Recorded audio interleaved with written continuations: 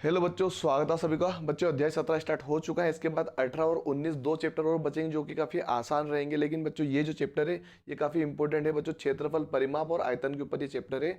इसको आपको समझना पड़ेगा। क्षेत्रफल किसका कैसे निकाला जाता है, आयतन कैसे निकाला जाएगा, उसका परिमाप कैसे निकाला जाता है, सब कुछ हम यहाँ पे जानने वाले हैं। तो बच्चों शुरुआत करने पहले आपसे निवेदन है कि सभी बच्चे चैनल पे नए हो तो सब्सक्राइब करके रखिए, क्योंकि आपके लिए ही ये सब कुछ हो रहा है। अगर आप देखते हो तो सब्सक्राइब कर लीजिए और बेल आइकन को ऑन रखिए, जिससे आपको जल्दी जल्दी नोटिफिकेशन जब अपलोड हो तो फटाक से मिल जाए और आप देख के समझ सको। और बच्चों वीडियो को लाइक जरूर किया करें। जो बच्चे रेगुलर जुड़े रहते हैं उनसे तो खास करके निवेदन है कि वो जरूर लाइक करें और शेयर भी किया करें। तो शुरुआत करते हैं बच्चों। पार्ट फर्स्ट है बच्चों हमारा ये। समझेंगे एक एक चीज बच्चों, ध्यान से देखिएगा और अच्छे से समझने का प्रयास कीजिएगा। देखिए बच्चों यहाँ पे हम समझेंगे, आराम से देखिएगा। यहाँ पर पूछा गया परिमाप या परिमिति, यानी कि इन दोनों का मतलब होता है एक ही होता है। इन दोनों का मतलब एक ही होता है, यानी कि इनका मतलब क्या होता है, किसी समतल आकृति की सभी भुजाओं का योगफल उसका परिमाप कहलाता है। यानी कि अगर मान लो कोई से ये वाला भी चित्र है, मान लो यहाँ पर 4 आ गया, यहाँ पे 5 आ गया, यहाँ पे 6 आ गया और यहाँ पे 7 आ गया। इन चारों को जोड़ देंगे मतलब वो क्या हो जाएगा, परिमाप हो जाएगा। ठीक है, वर्ग या आयत या सभी भुजाओं के योगफल के बराबर होता है। चाहे त्रिभुज हो तो भी चलेगा, है ना, त्रिभुज हो तो भी चलेगा। कोई सा भी चित्र आ जाए बच्चों, कोई सा भी चित्र अगर उनकी भुजा दे रखी है, उनको अगर जोड़ देंगे तो क्या हो जाएगा, परिमाप निकल जाता है। अगर तीनों भुजा दे रखी है तो हम क्या करेंगे, सीधे जोड़ देंगे। ठीक है, ये आपको पता होना चाहिए। किसी भी चित्र का निकाल सकते हैं, ऐसा कोई दिक्कत नहीं है। ठीक है, समझ गए होंगे सभी। अब बात आती है बच्चों समतल आकृतियों के क्षेत्रफल एवं परिमाप के बारे में। यहाँ पे कुछ दिया गया है। कुछ समतल आकृतियों के आकार तथा उनके क्षेत्रफल एवं परिमाप निम्न है। तो जो किस प्रकार से निम्न है वो समझ लेते हैं हम। ठीक है, देखिए बच्चों यहाँ पर सबसे शुरुआत करते पहले। पहला क्या है हमारे पास, यहाँ पे आ चुका है पहले नंबर पे आयत। तो आयत के बारे में समझें किस प्रकार से आयत अगर सवाल आता है तो आयत के सवाल कैसे बना सकते हो, थोड़ी जानकारी भी साथ में इसमें दे रखी है, वो भी हम समझेंगे। ऐसा चतुर्भुज जिसकी आमने सामने की भुजाएं समान हो, यानी कि इस प्रकार का आमने सामने की भुजाएं बराबर, जैसे ए और बराबर है और बी भी बराबर है। ठीक है, वो प्रत्येक कोण क्या है, 90 डिग्री का। बच्चों यहाँ पर क्या होता है, जब कोने ऐसे बनते थे 90-90 डिग्री के होते हैं, तो प्रत्येक कोण कितने का हुआ, 90 का हुआ। और बच्चों इसका मान 360 डिग्री के बराबर होता है, क्योंकि 90 90 90 और 90 चारों को जोड़ेंगे तो 9 चौक 36, यानी कि 360 डिग्री के बराबर होता है। ये आपको पता होना चाहिए। अब इसमें क्या पूछा, अगर आयत का क्षेत्रफल हमको निकालना है तो किस प्रकार निकाल सकते हैं। अगर कोई सवाल आता है जिसमें लंबाई और चौड़ाई दोनों दे रखी है तो सिंपल तरीके से क्या करेंगे, गुणा कर देंगे। ये आपको आना चाहिए कि भाई आयत का क्षेत्रफल निकालना है, लंबाई इतनी चौड़ाई इतनी, तो आप गुणा कर दो, आंसर आ जाएगा। परिमाप निकालना है तो दो दो बच्चों यहाँ पे हमेशा गुणा होता है, ध्यान रखिए, 2 गुणित लंबाई धन चौड़ाई। ठीक है बच्चों, ये होता है परिमाप निकालने का फॉर्मूला। अगर आपको चारों भुजाएं दे रखी है तो आप चारों को जोड़ दो तो भी परिमाप निकल जाएगा। लेकिन अगर आपको पास लंबाई और चौड़ाई ही दे रखी है तो ये फॉर्मूला लगा के आप सोल्व कर सकते हो। ठीक है, विकर्ण के बारे में बच्चों, विकर्ण क्या होता है, विकर्ण यहाँ पर ये समझ सकते हो कि विकर्ण क्या होता है। यहाँ से यहाँ तक की दूरी पहला विकर्ण और यहाँ से यहाँ तक की दूरी ये दूसरा विकर्ण, दो विकर्ण इनके अंदर होते हैं। तो विकर्ण में क्या हो जाएगा बच्चों, विकर्ण जब हमको निकालना होता है तो ये फॉर्मूला लगाना होता है, लंबाई की घात 2 धन चौड़ाई की घात 2, दोनों विकर्णों की बात हो रही है यहाँ पे। अगला है आयताकार कमरे की चारों दीवारों का क्षेत्रफल निकालना है। क्या आयताकार, जैसे मान लो इस प्रकार का क्या आ गया, कमरा आ गया एक।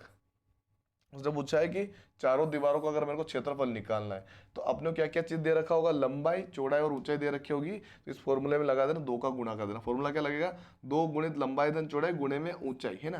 तो ये तीनों चीजें निकालेंगे तो इसका क्षेत्रफल निकल जाएगा, कमरे की चारों दीवारों का क्षेत्रफल निकल जाता है। बच्चों ये 4 फॉर्मूले आपको माइंड में डाल लेने हो, अच्छे से लिख लेने हैं, इसके नोट्स बना लेने। और ये वाला चित्र भी बनाइएगा, उसका प्रत्येक कोण 90 का होता है, ये 360 डिग्री का होता है, ये आपको पता होना चाहिए। चलिए आगे चलते हैं। आगे क्या देखने को मिल रहा है हमको, आगे मिल रहा है वर्ग। वह चतुर्भुज जिसकी चारों भुजाएं समान हो तथा प्रत्येक कोण 90 डिग्री हो। सिंपल सी बात है बच्चों, 90 डिग्री मतलब क्या होता है, ऐसे एल शेप बनता है पूरा सीधा सीधा। बस ये 90 डिग्री हो चुका है यहाँ पर भी, और ये भी 360 का ही मानेगा। चतुर्भुज जितने भी है ना बच्चों, जितने भी चतुर्भुज है, चाहे वो इस शेप में हो, किसी भी शेप में हो बच्चों, 360 डिग्री के ही होते हैं, इसका ध्यान रखिएगा। चतुर्भुज जो जिनके चारों कोणों का योग 360 डिग्री के बराबर होता है, आपको पता होना चाहिए। कुछ फॉर्मूले बच्चों इसके, कुछ फॉर्मूले आपको माइंड में रखना है, कुछ फॉर्मूले आपको माइंड में रख लेने हैं। ठीक है, देखिए किस प्रकार के फॉर्मूले हैं, ये आपको रखने माइंड में। सवाल में क्या क्या वो क्षेत्रफल निकालने का पूछ सकता है। क्षेत्रफल निकालने फॉर्मूला क्या होता है, जैसे मान लो यहाँ पर उसने क्या दे दिया, 4 दे दिया गया, कितने क्या दे दिया, 4। तो क्षेत्रफल कैसे निकाल सकते हैं, भुजा की घात 2, यानी 4 का गुणा मैं 4 में करूंगा तो 16 क्या आ जाएगा, क्षेत्रफल आ जाएगा।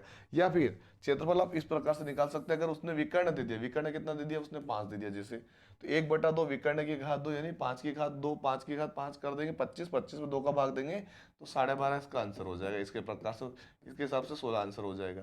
तो ये दो चीज आपको क्षेत्रफल निकाल सकते हैं। विकर्ण निकालने के लिए ये वाला फॉर्मूला लगा देंगे। विकर्ण अगर अपने को विकर्ण अगर दिया है, जैसे मान लो इसकी जो लंबाई है 5 मीटर दे रखी है, तो विकर्ण में फॉर्मूला लगा देंगे। लेकिन अगर भुजा दे रखी है तो ये भुजा वाला फॉर्मूला लगा देंगे। और अगर विकर्ण में अगर एक भुजा दे रखी है तो किस प्रकार से निकालते हैं, विकर्ण बराबर √2 गुणित में एक भुजा है, लंबाई हो या चौड़ाई हो कुछ भी आ जाए वो हमको कर लेनी है, यहाँ पे ले लेना, इसका फॉर्मूला लगा देना है।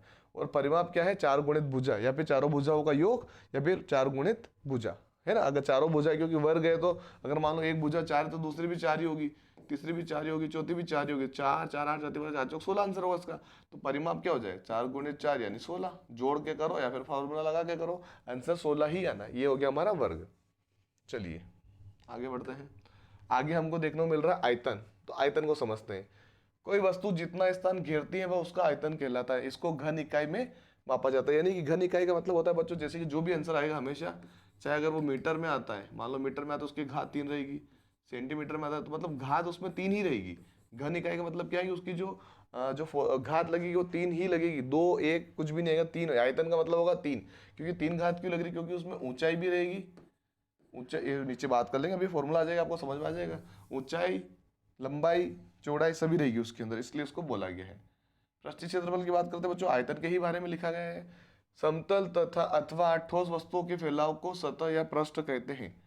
समतल अथवा ठोस वस्तुओं के फैलाव को, यानी अगर मान लो एक कुछ भी चीज ऐसे फैली हुई है, मान लो खेत है, खेत को क्या बोलेंगे बच्चों, समतल बोलेंगे, तथा इसके तल के क्षेत्रफल को पृष्ठीय क्षेत्रफल कहते हैं। जैसे मान लो क्या हो गया, कोई भी चीज है उसका जो तल होगा, मान लो कि एक मकान बना रखा मैंने, ये मकान है, तो अगर ये छत जो होगी ना इसको समतल बोलेंगे, और ये जो ग्राउंड है इसको भी समतल बोलेंगे। चाहे इसको निकालो या फिर इसको निकालो, ये हो गया हमारा पृष्ठीय क्षेत्रफल।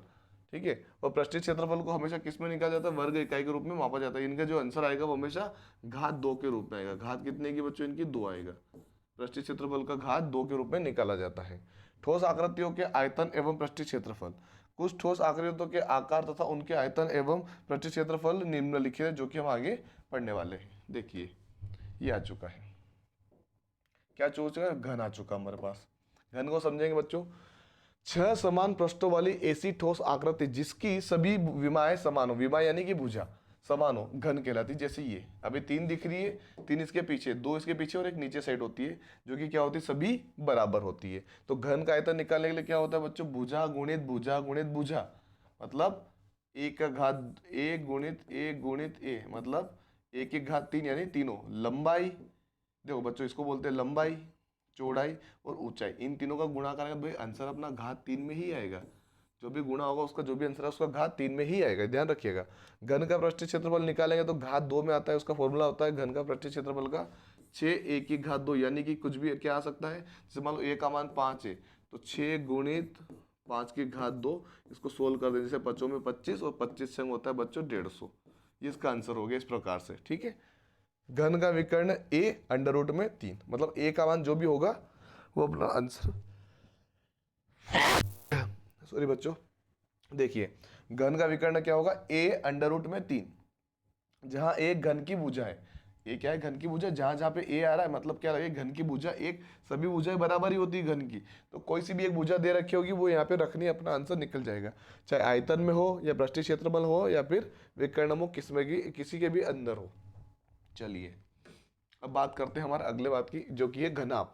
घनाभ क्या होता है बच्चों, ये मतलब ये थोड़ा बहुत आयत के जैसे दिखता है, थोड़ा बहुत वो जो घन जो होता है वो वर्ग के जैसे जैसे दिखता था, घनाभ थोड़ा आयत के जैसे दिखता है। 6 पृष्ठों का तलों वाली ऐसी आकृति जो आयताकार रूप में हो, अर्थात उसकी विमाएं भिन्न भिन्न हो, घनाभ कहलाती है। वर्ग में क्या था बच्चों, घन के अंदर सभी भुजाएं बराबर थी, यहाँ पे अलग अलग भुजा है ना, हाइट अलग है, ब्रेथ अलग है, लेंथ अलग है, अलग अलग है। तो फॉर्मूला क्या होगा, आयतन निकाल, जब घनाभ जैसा अगर सवाल आता है उसमें भी क्या करेंगे, तीनों भुजाओं का गुणा हो जाएगा शुरू के। घनाभ का मतलब क्या, घात 3 ही आएगी, जो भी आंसर आएगा उसके घात 3 ही आएगी, जो भी उसने पूछेगा, है ना, ये ध्यान रखिएगा। क्योंकि 3 संख्या गुणा, अगर मान लो तीनों संख्या सेंटीमीटर में तो सेंटीमीटर की घात 3 आएगी, ये आपको ध्यान में होना चाहिए। ठीक है। ये घनाभ का आयतन हम निकाल सकते हैं इस प्रकार से। अगर घनाभ का पृष्ठीय क्षेत्रफल निकालना है तो किस प्रकार से निकलेगा, 2 ब्रैकेट के अंदर लंबाई गुणित चौड़ाई धन चौड़ाई गुणित ऊंचाई धन ऊंचाई गुणित लंबाई, एल का मतलब होता है लेंथ, लेंथ यानी लंबाई, बी का मतलब होता है बेस, ब्रिथ बोल सकते हो, ब्रिथ यानी कि चौड़ाई, और एल का एच का मतलब होता है बच्चों ऊंचाई, हाइट। ये तीनों चीजें एक दूसरे के साथ मल्टीपल करके सॉल्यूशन किया जाता है।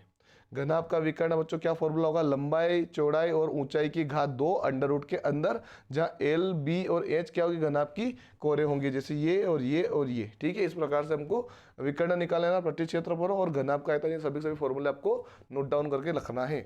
चलिए आगे बात करते हैं कमरा। अगर कोई कमरे के ऊपर या फिर कमरे जैसे कोई शेप की बात करें तो इसके आंसर इस प्रकार से निकाल सकते हैं।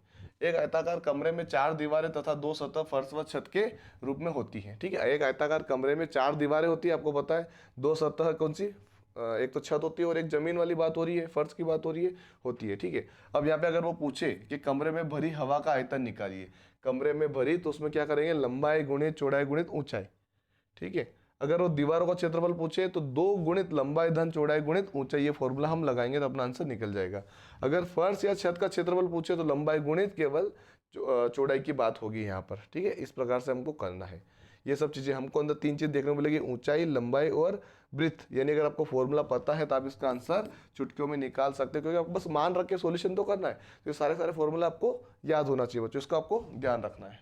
ठीक है, चलिए ये आगे हमारा संदूक आ चुका बच्चों। अब संदूक की बात करते हैं, इसमें चेंजेस कहाँ पे आएगा, चेंजेस यहाँ पे आएगा कि भाई इसमें 4 चीज देखने को मिलेगी, एच भी है, एल भी है, बी भी है, साथ में डी यानी मोटाई भी इंक्लूड हो चुकी है इसके अंदर। तो बच्चों अगर संदूक वाले सवाल वैसे बहुत कम पूछने को देखने को मिलते हैं, अगर आते हैं तो आपको ये सारे फॉर्मूले याद कर लेने। जैसे खुले संदूक का पृष्ठीय क्षेत्रफल इस प्रकार से निकाल सकते हैं हम। ठीक है, संदूक की धारिता, धारिता यानी उसकी क्षमता, धारिता मतलब क्या होता है, उसमें कितने हम, जैसे गेहूं कोई रखता है, कोई कुछ भी सामान रखता है, वो कितना हम उसमें रख सकते हैं, वो संदूक की बात हो रही है ना।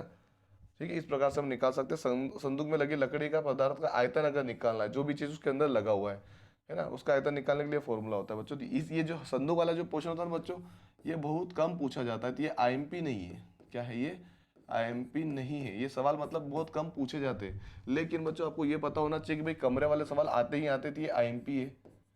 ये most very very most questions बनते हैं इससे, सभी से बनेंगे बच्चे, इसके अलावा सभी से बनेंगे। आपको सबके फॉर्मूले याद कर लेने हैं अच्छे से, स्क्रीनशॉट ले लो, कॉपी में नोट डाउन कर लो, प्रैक्टिस कर लो, याद कर लो इन सबके बारे में। जब हम सवाल करें तो आपको काफ़ी ज़्यादा हेल्प होगी। तो बच्चों ये था पार्ट फर्स्ट, जिसके अंदर हमने कवर किया है कि भाई आपको समझ में आ जाए कि इसका इंट्रोडक्शन हमने थोड़ा बहुत समझा दिया है। फॉर्मूला अगर आपको दिखा दिए हैं, जब हम इस्तेमाल करेंगे तो आपको समझ में आएगा। तो आई होप बच्चों आपको वीडियो पसंद आया तो लाइक शेयर सब्सक्राइब करना मत भूलिएगा। धन्यवाद।